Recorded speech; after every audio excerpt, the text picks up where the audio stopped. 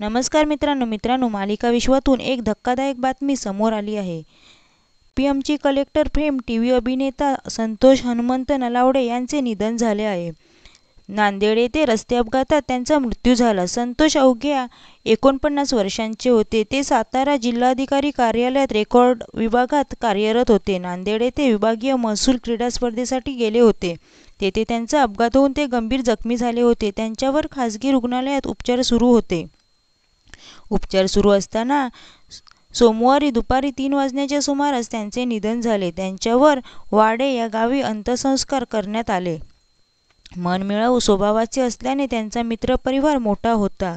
हौशी नाटकांमधून आपल्या करिअरची सुरुवात करणाऱ्या संतोषांनी पीएमची कलेक्टर, शेतकरी नवरा हवा, लाखात एक आमचा दादा, मन झालं बाजिंद, कॉन्स्टेबल मंजू, लागीर झालं जी आदी मालिकेतही काम केले होते.